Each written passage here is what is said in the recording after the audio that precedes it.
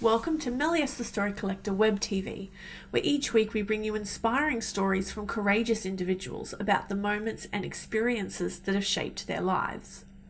In this episode, we're talking with the beautiful Rachel about her condition dyspraxia and how it has affected her life, and more importantly, how she has found the courage to express her unique flavour of her.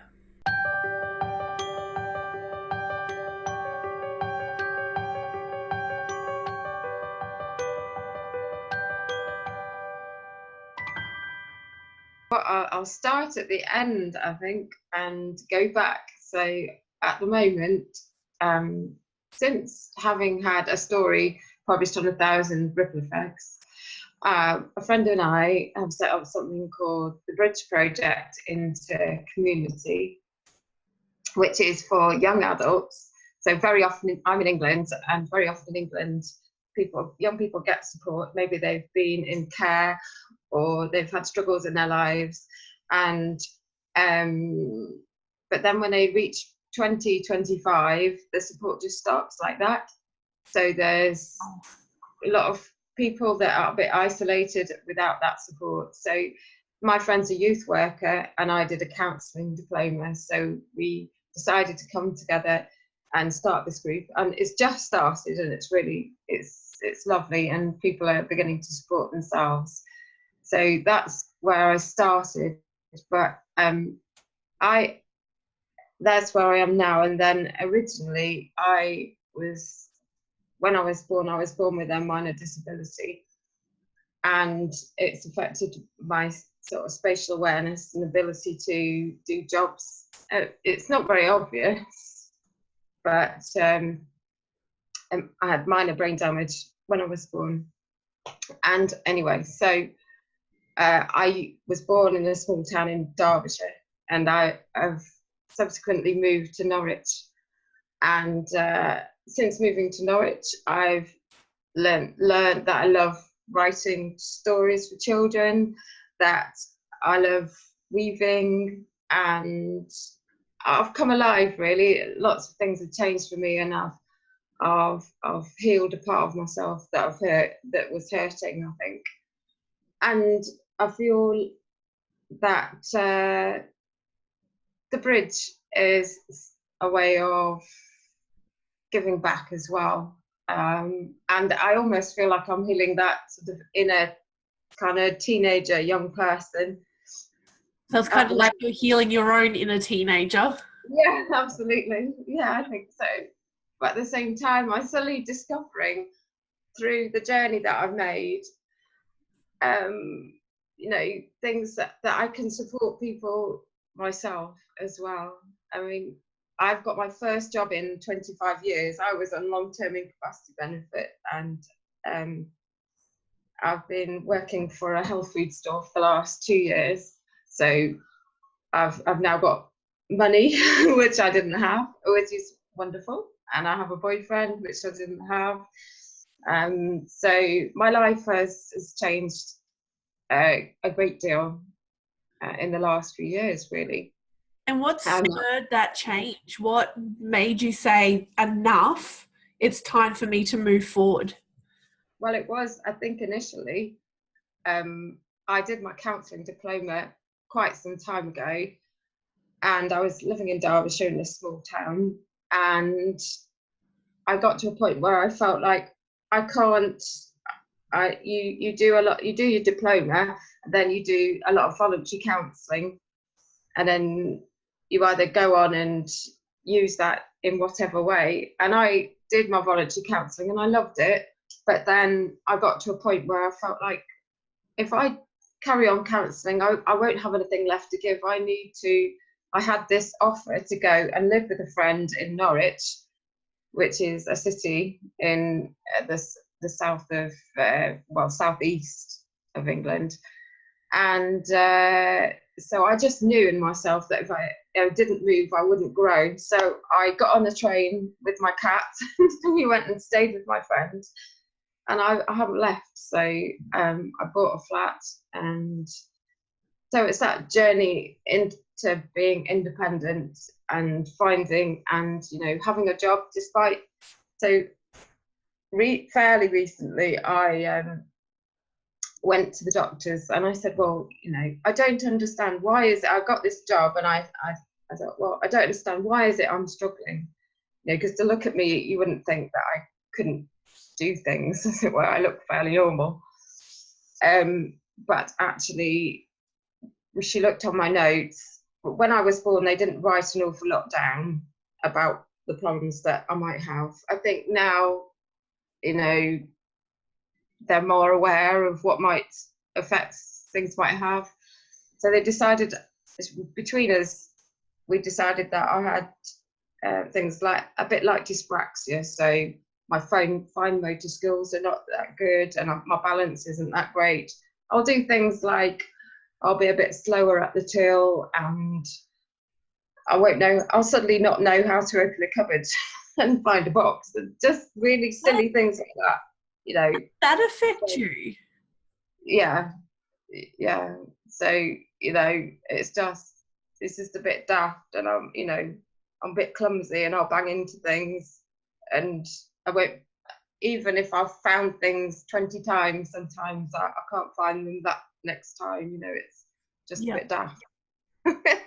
But so I went to the doctors, and she wrote this letter and gave it, and I gave it to the company that employ me, and it said, I think Rachel's fantastic. She's got these problems, and it makes her a bit anxious and depressed as well sometimes. But despite that, I think she's doing great. So I want you to support her. And since then, they've understood a bit more, and so I get more help at work. And but the thing is that I think actually I learned something in that, because even though I have to ask for help, I think rather than seeing it as a negative thing, I think it's like giving a gift.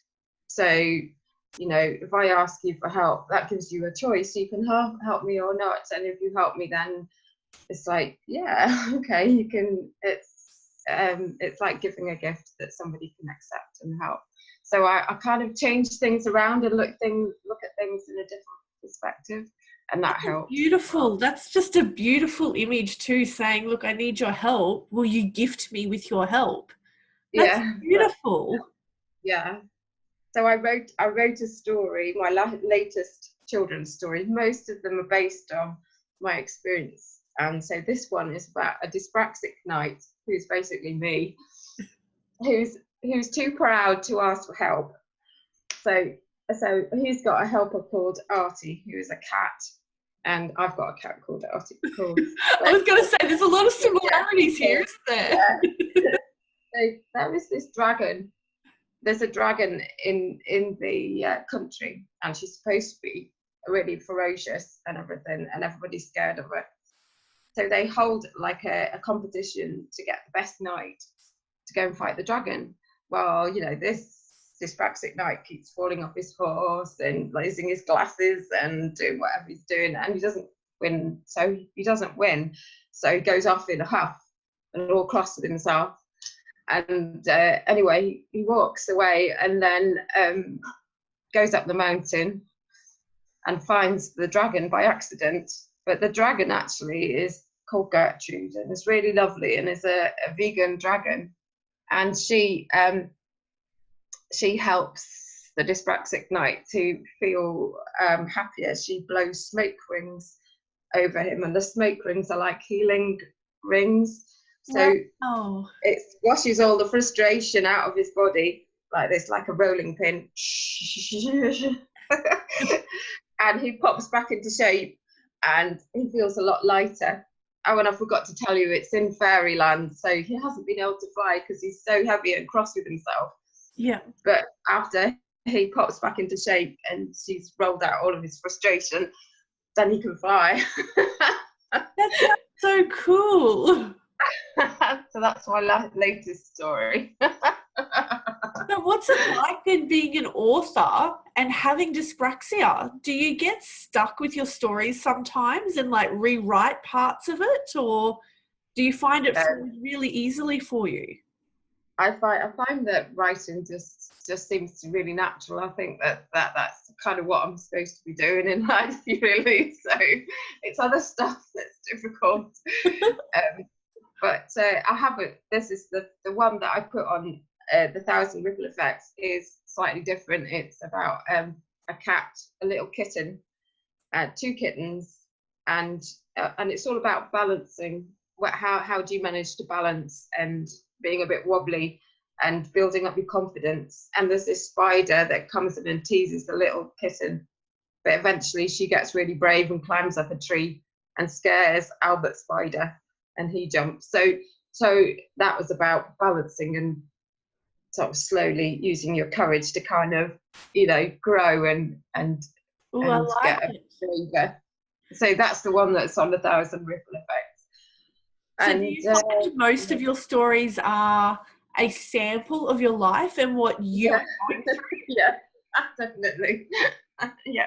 So I think that's how when I come to run things like help with things like the bridge, I thought, well, originally I thought when my friend asked me, I'm like, oh no, I haven't got anything.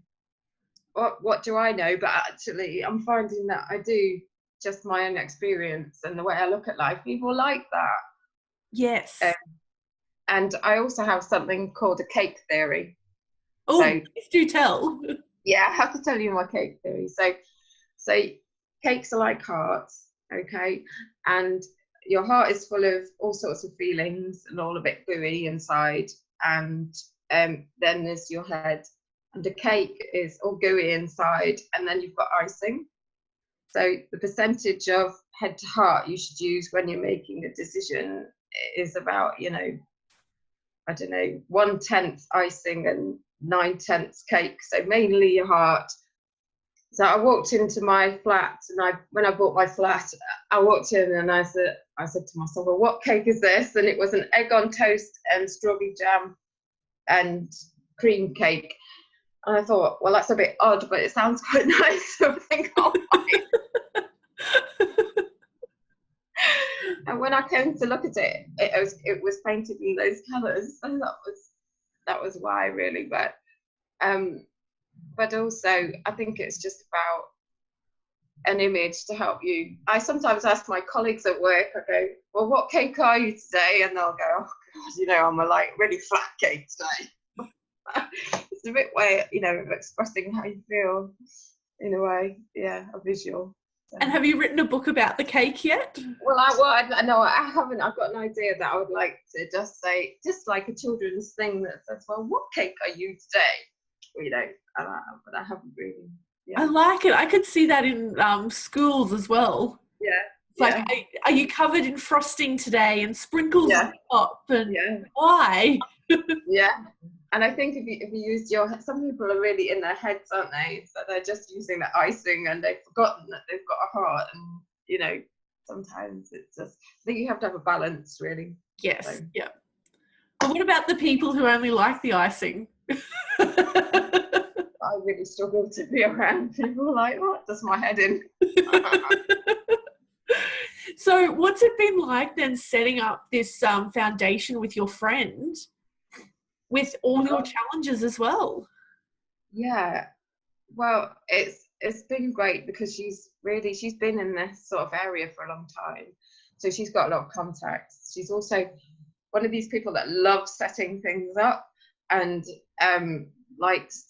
she's been doing all of sort of the paperwork and stuff, and so she asked me to help, and so we are running it, but she's kind of over it, and I'm quite, that makes me feel a bit safer, so I feel like I'm just exploring how it feels to do it.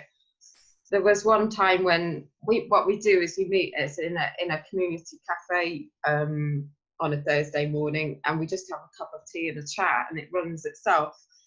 But we have got other plans now, so to run, I don't know, a food well-being course and things like that. And that's going to be a bit more challenging for me. But there was one day when she wasn't there and I ran it.